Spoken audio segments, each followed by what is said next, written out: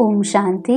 आज 30 अगस्त 2020 अव्यक्त बाप दादा के रिवाइज कोर्स के 13 मार्च 1986 की मुरली का टाइटल है सहज परिवर्तन का आधार अनुभव की अथॉरिटी। आज बाबा ने हमें आधार मूर्त और उद्धार मूर्त का टाइटल देते हुए समझाया कि कैसे जो दुनिया के लिए अल्प साधारण है, जो दुनिया की नज़रों में नहीं है लेकिन बाप की नज़रों में है, वो सारे विश्व के आधार मूर्त और उद्धार मूर्त है, क्योंकि सबसे बड़े ते बड़ी अथॉरिटी उनके पास है। फिर बाबा ने बच्चों का सेवाओं में उमंग उत्साह बढ़ाया और भिन्न भिन्न सेवा की युक्तियां भी बताई। आज बाबा ने हमें आधार मूर्त और उद्धार मूर्त का टाइटल देते हुए कहा, हर एक बच्चा आज के विश्व को श्रेष्ठ संपन्न बनाने के आधार मूर्त है। आज के विश्व में चारों ओर किसी न किसी प्रकार की हलचल है। धन के कारण हलचल, मन के टेंशन की हलचल, अपने जीवन से असंतुष्ट होने के कारण हलचल, प्रकृति के तमो प्रधान वायुमंडल के कारण हलचल है। चारों ओर हलचल की दुनिया है। अल्पकाल के लिए खुशी के साधन चिंता और चिता पर ले जा रहे हैं। साइंस की अथॉरिटी, शास्त्रों की अथॉरिटी, राजनीति की अथॉरिटी, धर्म नीति की अथॉरिटी, अनेक अथॉरिटी वाले अपनी अपनी अथॉरिटी प्रमाण दुनिया को परिवर्तन करने का ट्रायल कर चुके हैं। यह सभी के मन का आवाज है, कुछ नया चाहिए, कुछ और चाहिए, वास्तविक सहारा ढूंढ रहे हैं। बाबा कहते हैं ऐसी आत्माओं को यथार्थ सहारा, वास्तविक सहारा, अविनाशी सहारा बताने वाले आप सभी हो। इसलिए आज विश्व अपने आधार मूर्त श्रेष्ठ आत्माओं को भिन्न भिन्न रूपों से, भिन्न भिन्न विधि से पुकार रहे हैं, याद कर रहे हैं। तो ऐसी सर्व दुखी अशांत आत्माओं को सहारा देने वाले, अंजलि देने वाले, सुख शांति का रास्ता बताने वाले, ज्ञान नेत्रहीन को दिव्य नेत्र देने वाले, भटकती हुई आत्माओं को ठिकाना देने वाले, अप्राप्त आत्माओं को प्राप्ति की अनुभूति कराने वाले, उद्धार करने वाले आप श्रेष्ठ आत्माएं हो। दुनिया के अंतर में आप सभी अल्प हो। यादगार में भी अक्षौनी के सामने 5 पांडव ही दिखाए हैं। सबसे बड़े ते बड़ी अथॉरिटी आपके साथ है।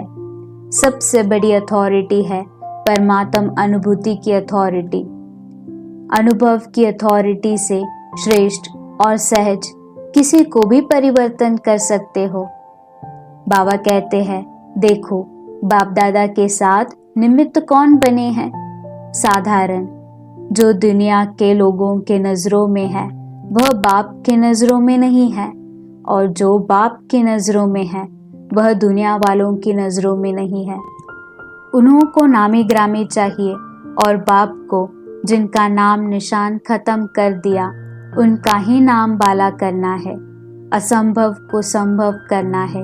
साधारण को महान बनाना, निर्बल को महान बलवान बनाना। दुनिया के हिसाब से जो अनपढ़ है उन्हों को नॉलेजफुल बनाना, यही बाप का पाठ है।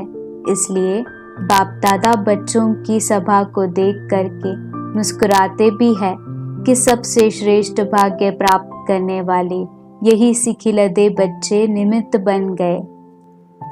आगे बाबा सेवाओं के बारे में कहते हैं धर्म नेता, राजनेता और वैज्ञानिक, यह विशेष 3 अथॉरिटी है जो अभी दुविधा के घूंघट में है। अपने नेतापन का, गद्दी का या कुर्सी का घूंघट में है। बाबा कहते हैं अभी यह घूंघट मिट जाएगा, थोड़ा सा टाइम लगेगा, लेकिन आँख खोली है ना। कुंभकर्ण अभी थोड़ा जागे है। बाप दादा विश्व की सर्व आत्माओं अर्थात बच्चों को बाप का वर्षा प्राप्त कराने के अधिकारी जरूर बनाएंगे। चाहे मुक्ति चाहे जीवन मुक्ति, दोनों ही वर्षा है।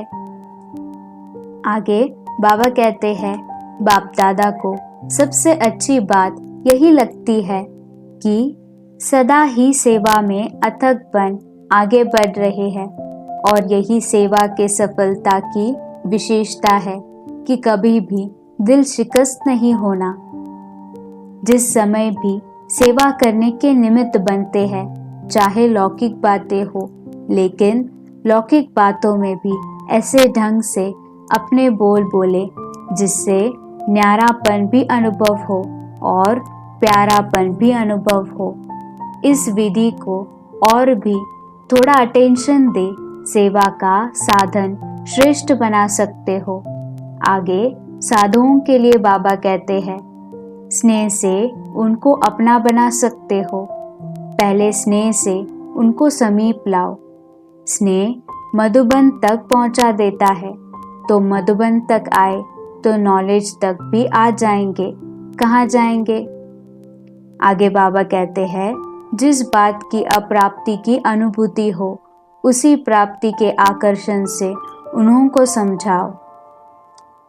आज का वरदान है, सदा निज धाम और निज स्वरूप की स्मृति से उपराम न्यारे प्यारे भव। निराकारी दुनिया और निराकारी रूप की स्मृति ही सदा न्यारा और प्यारा बना देती है। हम है ही निराकारी दुनिया के निवासी।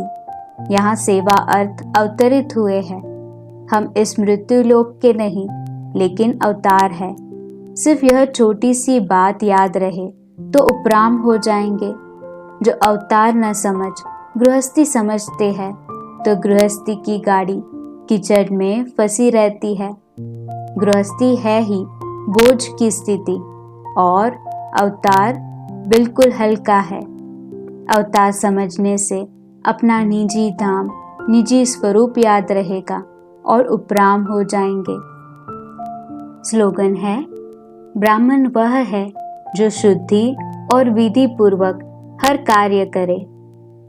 ओम शांति।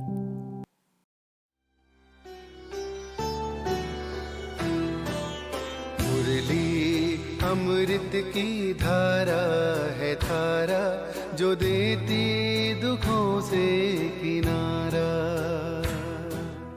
मुरली अमृत की धारा है धारा, जो देती दुखों से किनारा।